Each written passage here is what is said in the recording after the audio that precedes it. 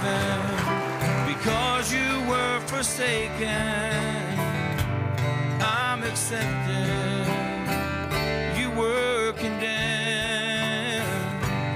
I'm alive and well. Your spirit is within me because you died and rose again. Amazing love, how can it be that you, my King, would die for me? Amazing love, I know it's true, and it's my joy to honor you in all I do. I honor you. I'm forgiven because you were forsaken. I'm accepted. You were condemned. I'm alive and well. Your spirit is within me because you died and rose again. Amazing love, how can it be that you, my King, would die for me? Amazing love, I know it's true, and it's my joy to honor you in all I do. I honor you.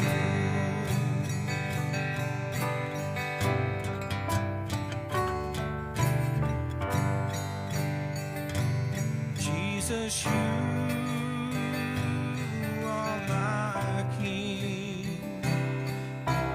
You are my King. Jesus, you are my King. Oh, you are my King. Jesus, you are my King. Oh, you are my King. You are my King. Jesus, you are my King. Amazing love, how can it be that you, my King, would die for me? Amazing love, I know it's true, and it's my joy to honor you in all I do. I honor you in all I do. I honor you in all I do. I honor you. Start over. So we've been in this series called Make Room for Jesus. And in this series, we've talked about taking time, making space in our life for Jesus and who he is and what he's calling us to do. And today's not going to be any different. We've been sitting in John chapter 1 for the past couple weeks, and we're actually going to move to the next chapter. I know some of you guys are like, woo, but at the same time, we're going to move into one of my favorite stories. Today, we're going to look at Jesus' first miracle. And it's not like any really of the other miracles he performs. It's very unlike those in his ministry. Most miracles you read about, you hear about, you talk about are miracles of things like healing. They're things like deliverance. They're things like resurrection. But not this one. This miracle is a little bit kind of different in that way. So we're going to be in John chapter 2, starting with verse 1. And it says, on the third day, there was a wedding at Cana in Galilee, and the mother of Jesus was there. Jesus also was invited to the wedding with his disciples. When the wine ran out, the mother of Jesus says to him, "They have no wine." And Jesus said to her, "Woman, what does this have to do with me? My hour has not yet come." His mother said to the servants, "Do whatever he tells you." Now there were six stone water jars there for the Jewish rites of purification. Each held 20 to 30 gallons. And Jesus said to the servants, "Fill the jars with water." And they filled them up to the brim. And he said to them, "Now draw some out and take it to the master of the feast." So they took it. When the master of the feast tasted the water, it had now become wine, and did not know where it came from, though the servants knew where it had come from. The master of the feast called the bridegroom and said to him, "Everyone serves the good wine first, and when people have drunk freely, then they give the poor wine, the not so good wine. But you have kept the good wine until now." This is the first of his signs, the first of his miracles Jesus did at Cana in Galilee, and manifested his glory. And his disciples believed in him. So, let's take a step back. And first of all, I kind of want to get this part out of the way just because I love this aspect of it, and I want to talk through this story together. First of all, I love the faith of Mary, the mother of Jesus, who walks up. It doesn't call her Mary in the scripture, which I think is kind of strange, but they call her the mother of Jesus. We all know that's Mary. And she walks up to Jesus, and I love her faith. Notice she didn't come up and go, "Hey, we're running out of wine." She didn't say that. Jesus was given no warning of, hey, this is becoming a problem. Instead, she comes up because the wedding has already run out. It straight up says, they have no wine. The problem is already here. How many of us, and how often, do we see things in our lives that are deteriorating? Like we see the signs of things aren't going the right direction, and yet we just keep going. Right? Anybody else ever have those moments where they go, "Oh, I can see this is not going the right way for me. I've made the wrong choice after the wrong choice after the wrong choice after the wrong choice, and I'm going to keep going just because I feel fine still a little bit." And the red flags are there, but then all of a sudden we hit rock bottom, and then we have to say something. A couple of years ago, this was us. We were driving to go meet my parents for dinner, and we were driving down I-65. And as we're driving, I'm the kind of guy who's never had like a brand new car in my life. So most of them have had warning lights already on when I buy the car. And so we're driving down I-65, and the tire light comes on. And, you know, that's cool. We got places to be. Let's keep going. And then so we get maybe 100 feet farther, and I start to feel the whole car shake. And we've hit something, and our tire is now flat. We're right at Lebanon Junction, so we pull off. We pull in that Pilot gas station, and we get the whole thing switched out, switch it over to the spare tire. And we get back on I-65. We're not going to dinner at this point. Let's just go home. It's been a night. We're done. We get back on I-65 going north now. And that same light comes back on, and it starts dinging. Got my wife here in the next seat over. I've got, at that time, like less than about 1-year-old Harper, my daughter, in the back. And I'm noticing as I'm driving that the farther we go, I have to keep turning the wheel to keep it going straight, which is not a good sign at all. Like, and I'm noticing this. We're about Shepherdsville at this point. And I'm just like, this is not good. But I'm not saying anything, right? Like, I'm just trying to, you could see all the warning signs. Something's not right. We should probably stop here. But not me. I was like, we're going to make it home. 2-year-old, almost 2-year-old in the back seat, crying. We're going to make it home. No matter how far I have to turn this wheel to the left to make it keep going straight, we're going to make it home. Next thing you know, loud pop, another tire's out. We got to just north of the Gene Snyder here in Louisville, and we're sitting on the side of the road. It's about 9 o'clock at night at this point, and we're sitting there just, all right, we got to call a tow truck now. We got to call a friend and wait on them to come pick up my daughter and Hannah so I can ride in the tow truck and go take it to wherever we go to get the tires put on. And so all the warnings were there. All the lights, all the bells, all the whistles were there.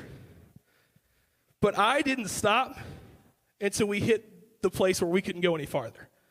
Have you ever had that happen in your life? Whether that be a moment like that or a spiritual moment like that? You just keep going and going and going. You ignore the warnings and all the things that could be dangerous to your life, to your spiritual life, to your physical life, to your mental life, your emotional life. And then all of a sudden, you get to rock bottom and you go, I've got to figure out a solution now. I got to call somebody. Have you ever had that? That ever been you? Maybe that's you right now. Let's get back to the wedding. In their time, it would be an embarrassment. In their time, it would be an embarrassment for the bridegroom to run out of wine. And not even just an embarrassment, it could possibly, get this, open him up to legal action. People could sue him, and by people, I mean the family of the bride could sue the groom if he was unable to put on the feast as it's supposed to be put on. And so they've run out of wine, most likely because Jesus didn't just get like a +1 to this wedding, he got like a +12, right? Like he had it says he and his disciples were with him. This was most likely somebody that they knew in their family. Like this is most likely somebody that was a part of Mary's family. So now not is it only an embarrassment for this bridegroom, it's an embarrassment a little bit on Mary. That her family is holding a feast and they can't keep up what they were supposed to. That's very different than the experience we have now in weddings, right? If a wedding runs out of wine now, you either switch to something else or you send someone to run to the many places that could restock that. You've got those options. But on this day, in these moments, they didn't have that. So what does Mary do? In her faith, she walks up to her son, walks up to Jesus and just goes, here is the problem. We've hit rock bottom in this moment on this. And I love this human moment. You know, sometimes like we always say God or Jesus is fully God and fully human. And then we sometimes forget about the fully human part of Jesus, right? Like we go, yeah, but he did all these miracles. Yeah, but he did these. Yeah, but he was also fully human and he still felt the same temptations. He still walked the same ground. He still breathed the same air that we breathe and we walk on. And so I love this human moment because I can relate to this human moment in Jesus' life. His mom walks up to him. He's just an attendee, most likely related to the groom. And mom walks up and goes, hey, this is a problem. Like, you got to fix this. We need to figure this out. I relate to that because I've been in that moment. Sons in the room, or daughters, either way. Have you ever had that moment where your parent walks up to you and you're at a gathering at their house or something along those lines? because this just happened to me like 6 months ago. My mom walked up, and she goes, "Evan, we need ice." So what did I do? I got in the car, and I drove up to Dollar General and got ice and brought it back. This moment happens all the time. A mom walks up to their kid and goes, "Hey, this is wrong. Can you go fix it?" And nowadays, it's easy. We get in the car, we drive up. But at this moment, I can just imagine the interaction, right? There he walks up, "Hey, we're out of wine." And Jesus going, right? Because that's the same feeling I have, like, I got to go get the ice. I got to go get this or that, right? So you have this beautiful mother-son moment that has not just in this day, but probably has carried out for all generations that we all have, right? And so this beautiful human moment, because Jesus felt those same feelings we have when our mom says, "Hey, I'm out of this," and we have to go figure it out. And so she hears what he says. So she says, "We're out of wine." And he says, "Why are you coming to me? My hour hasn't shown up yet. This isn't my time yet." My favorite part, because I love my mom. Mom, if you watch this at any point, I love you. My mom would have done the same thing and then just turned to somebody else and been like, "Hey, make sure he takes care of this," right? So let's go back to that. She says in verse 5, not to Jesus. Jesus has just said, "Whoa, wait a minute. I can't take care of this right now just yet." And so she moves on from Jesus and looks at the servants that are standing there, most likely the waiters, and she just goes, "Hey, you guys do whatever he says." She says, do whatever he tells you. And then probably walks away. Whew. And so I love just the beauty of the moment that's described here and how relatable it is, because it does make Jesus feel more relatable. Do you guys ever sometimes feel like Jesus isn't relatable to you because he is holy? And it feels like sometimes we're not, but at this moment, Jesus is very relatable. And the thing is, the more we read in Scripture, the more we see the pull and the temptation that he had to go through as well. I promise you, we serve a Jesus, we serve a God who understands our issues, understands our traumas, understands our feelings, and understands our situations. Jesus is relatable to us. So, Jesus then, I like to imagine, looked to his left. It said that there were 6 stone jars. And these are jars, very massive jars. They carried water, and the purpose of this water was to purify. That was their purpose, to purify. And it says they each held 20 to 30 gallons. Now, I'm an English major, right? That was my undergrad, English. Now I'm a teacher. And even though I teach math every day, I would not tell you that math is my strong suit. But one thing that I do love is statistics. The one class that I felt like I did really well in high school in math with was statistics. And so I love looking at the numbers in these moments. So I want to do a little bit of math with you guys. Is that cool today? I've already done the math. You guys don't have to do anything. There's no test. There's not a pop quiz afterwards. But I want to do the math with you guys today. So if there are 6 stone jars, and each of them hold somewhere between 20 to 30 gallons, just that math right there, we're now looking at a total of 120 to 180 gallons of wine. And so that's a lot, right? Like I tried to think all week. I called Mindy yesterday. What can we do to represent that much liquid? And we came up with nothing, because I was like, I'd go buy gallons of water and try to put it on the stage, but it would have taken the whole stage. 120 to 180 gallons. That would have been the whole stage. So if we're looking at today's standards of wine, bottles normally come in 750 milliliters. And if you convert that over to ounces, you're looking at about 25 point something ounces. So we're going to round down to 25. Okay, that's a nice solid number. So about 25 ounces in one bottle. So on the low side, with the 120 gallons of wine, that would divide into 614 bottles of wine. 614. And that's just the low end. That's only if they all only held 20. Remember, they range from 20 to 30 gallons. The high end of that, let's say they were all 30. Now you're going from 614 to 922 bottles of wine made from these 6 stone jars that Jesus had sitting there for the act of purification. So now we've gone from 614 to 912. I don't want to do the percent. That's a huge increase of wine.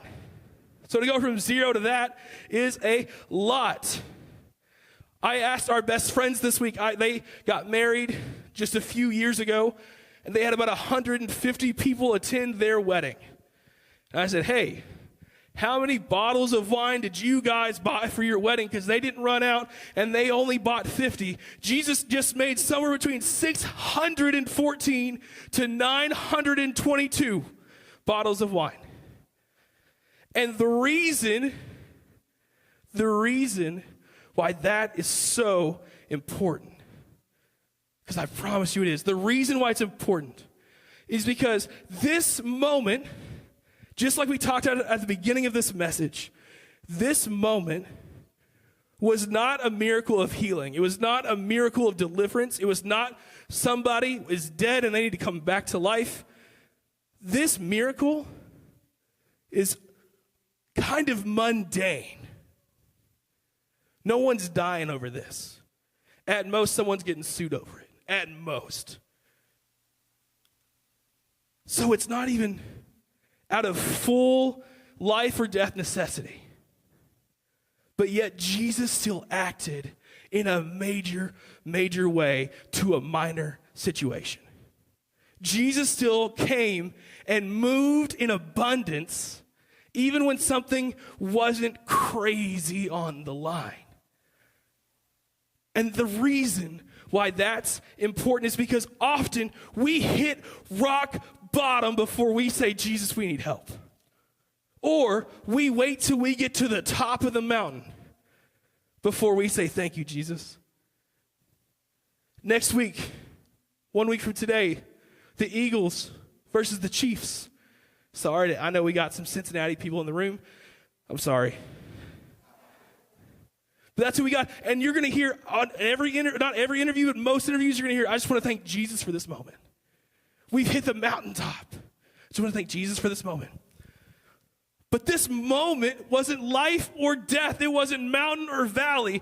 This moment was kind of mundane. Normal things that happen. Normal, run-of-the-mill, oops moments. And the reason why that's important is because Jesus doesn't just want your big moments. He doesn't want to just walk with you when you've won the Super Bowl. He doesn't want to just walk with you when you've hit rock bottom. He wants to be there in the everyday moment. He wants to be walking with you in your job, on your Tuesdays, in your faculty meetings, in your staff online Zoom meetings. He wants to walk alongside you when you brush your teeth. He wants to walk alongside you when you're laying down for bed. He wants to walk alongside you when you're buttering your toast. Whatever that looks like, Jesus wants to walk with you in your life, and he's going to perform things in abundance, even in things that don't seem like they are life or death or job or no job or height or depth. He wants to work in your life in the highs, the lows, and even more important, the in-betweens. Because the thing is, very often, as humans, we look at our lives as the highs and the lows. And then you've got things that kind of came between. Jesus wants to work and be a part of all of it. And most importantly, he wants to be with you through all of it. He wants that time. He wants that effort. He wants that relationship with you on Tuesday, on Thursday. Not just Sunday, not just the weddings, not just the big moments, but he wants it all, every bit. And that's hard for us, right? That's hard. Because we got lives to live. We got things to do. We got jobs. We got friends. Heck, the next Ant-Man movie's coming out in here in a couple weeks. We got things to do and places to be. So sometimes, when we're not living the highs and the lows, we got to move on, right? We got to do it on our own. So I always say this almost every sermon. I talk about how I'm a teacher. I'm a teacher. I teach elementary school. It's just who I am. And there are a lot of days I walk in and I go, I got this today. I've had several Wednesdays before. I'm going to have several after this one probably. I got this today. It's not a direct me saying, Jesus, I don't need you today. It's more of an indirect, I'm going to take care of it today. Do y'all do that when you walk into work? Like it's just another day. Jesus wants that another day. Jesus wants that Wednesday that's coming. Not just the Sunday. Not just the night where we have Bible study. Not just the times where we get to go to a conference or we get to do Christmas or the times that we get to do camps or the times that we get to do all those things that we love and we see Jesus in. He wants us to see him in everything. In everything. So along with that, this being the first miracle of Jesus' life, it is also something to take from that we have to look at our lives and go, what can we hand over to him? Not more than that, what do we need to hand over to him? And sometimes it does take hitting rock bottom or hitting the mountaintop for us to realize we haven't been doing those things. Sometimes it takes us to be emptied out and for us to empty out ourselves to make room for that miracle and to make room for Jesus in our lives. So as we sit here today, as we go through all this, what's the point? You know, it's the question becomes, where can you empty yourself out? Maybe you tried doing it your way. Maybe you are that person, like I just said, you go into work every single day going, I got this. I've done it 100 times before. I'm going to do it 1,000 times more. I got this. Maybe you try doing it your way, but then you go home and you're exhausted. Maybe you go home and you're just tired of doing the same thing every day. And it's not your job. It's not your coworkers. It's just us. Just you. Just me. Right? So how can you empty yourself out in that way? Maybe you're insisting on using your abilities over his power. Maybe you are the kind of person who goes, I was given this God-given ability. I'm going to go out and use it. I am not somebody who can fix a lot of things. I am better than my dad, but not much. I at least know how tools work, and I don't just have duct tape in my toolbox. But yet, I know some of you in here are gifted with how to do all types of fixing things up.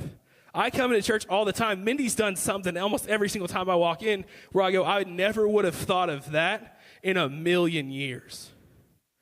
Maybe that's you. Maybe you have that ability and that's your God-given gift. That doesn't mean that you just lean on that God-given gift and you You go, I got this. And then kind of, maybe not directly, but you do it. You put Jesus on the back burner in the back seat while you take the driver's seat. Maybe you need to empty out yourself when you think about your abilities versus his power. And maybe you need to be emptied out in those places where the warning signs are lighting up. Your tire light is on. Maybe it's the moment where you go, I haven't had a day without a drink in a while. Or maybe it's the moment where you go, I haven't been able to get on my phone for just a few seconds in days. I spend hours staring at the screen. I just get lost in technology. Maybe it's the moment where you are starting to see things unravel. Maybe it's my spouse and I, my friend and I, my parent and I haven't gone a conversation without yelling or screaming at each other in I don't know how long. And you're seeing warning sign after warning sign, and you're trying to ignore them, and you're like, I will either fix it or I'll leave it. But Jesus is calling us. Jesus is calling us to empty ourselves out and to hand over those things. You know, I said the second one about technology because that's me. I am terrible about getting home from work. And, you know, we get the kids to bed, and then I just sit on my phone. And it's not bad things. I'm just, scrolling. As we call it, me and Caleb call it doom scrolling, where we just keep going. Whether it's Facebook, Instagram, whatever it is, we just keep scrolling. Next thing I know, oh man, it's 10 o'clock. Time to go to bed. I've wasted an hour, 2 hours, whatever it might be. And I gained nothing. I'm not walking away with hardly anything that I just learned. Occasionally I might go, oh, so-and-so got married, great, woo. Is that you? Is there something in your life that you notice, man, I come home every day and I can't go without this. Or I come home and I just want to escape reality for a little bit. I just want to come home and sit down and watch the news or sit down and watch TV or just go and sit down and do this or that. And all of a sudden you start to see, this is a warning sign. I'm trying to escape the life that Jesus has made for me. I'm trying to do things my way instead of the way that Jesus would have me do them. Or I'm trying to lean on my own abilities rather than his power. We got to empty ourselves out. We got to offer that up to him because we have to come empty when we are walking in to see Jesus. Jesus, we say this all the time, can do more with our 90% than our 100%. But the thing is, along with that, Jesus wants 100% of us. He wants our time. He wants our attention. He wants our focus. He wants us to lean on him instead of leaning on ourselves. He wants that. He wants you. Ultimately, that's what he wants. He wants you. He doesn't want just your Sundays. He doesn't want just your Wednesdays. He wants every moment of every day. And the craziest thing is, even though he earned it, even though just through creation he earned it, he still asks for it. He doesn't force it. He's not sitting there going, you must obey me. He just knocks. He just knocks. It's our job to open that door.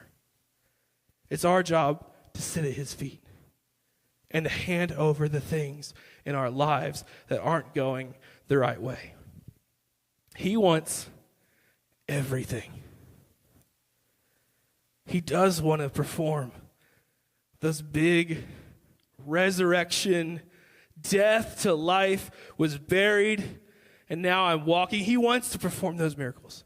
He wants those as well. But he doesn't just come for those. He doesn't just show up in your life for those moments. He wants to walk with you in the mundane. And more than that, he wants to act in abundance in those moments. So as the worship team comes back up and kind of gets set back up for their last song, and as we do communion together, my question is, what would that look like for you? To empty yourself out, to surrender everything that we are to him. What would that look like for you? Would that look like maybe I'm going to put my phone on the charger the minute I get home and I'm not going to touch it till tomorrow morning? Maybe that's finding a schedule. I'm a very big schedule guy. I try to be. My wife will tell you I'm not. But I try to be. My calendar's full. It tells you what time I'm doing this and that. Maybe that's scheduling out time and carving out time away from the busyness of life. Because trust me, I get the busyness of life. I get it. I have 2 jobs. I have 2 kids. I have a wife. I get the busyness of life. There's some weeks where I don't ever see my house in the daylight, right? So I get busyness, and I'm trying to, in my own life, trying to find times, trying to carve out life so that I can spend more and more time with Jesus. And I'm not successful by any stretch of the imagination. Don't think you're looking up here at a guy who's got this figured out, because I got nothing figured out. But I do know that as I read through Scripture and as I see that Jesus doesn't want to just be in our highs and our lows, he wants to be in our every moments, that means I've got to want him every moment as well. And I want to empty myself out of the things that keep me distracted, the things that keep me in chains, of the things that keep me from following him to the extent that I should. So what does that look like for you? What does that look like? Beyond that, what will it take? What will it take? You see, sometimes I go, it'd just be so much better if, I went home every day after work and we had a routine of we're going to do this, and we're going to do that as a family, and then and every day is going to look kind of similar, and everything's going to kind of just gel together. We're going to live that perfect American dream life, right? But things aren't going to change until you decide what it's going to take. Until you decide, I'm going to do X, Y, and Z. So today, as the band plays this song, as we take communion, I want us to reflect on that. What are our action steps? What am I going to walk out of this door today? And what am I going to do differently tomorrow? How am I going to empty myself out? How am I going to change what I'm doing to match what Jesus wants to do in my life? So over the next few minutes, if you want to stand and worship, great. We're here for it. We love that. If you want to sit and reflect, take notes, whatever that looks like for you, great. We love that. If you want to find someone to pray with, there are people all over this room that will pray with you. Your neighbor, I guarantee, would pray with you. I'll be right up here. Come pray. Go pray. We love that. Whatever you need in this moment to think about or to act out, emptying yourself out, do that. It's worth it. I promise you it's worth it. Because, like I said, I'm not always successful at it. But in the moments that I have been, life is just a little bit more beautiful. Not a little bit, a lot of it. Walking alongside Jesus changes everything. So what does that look like for you?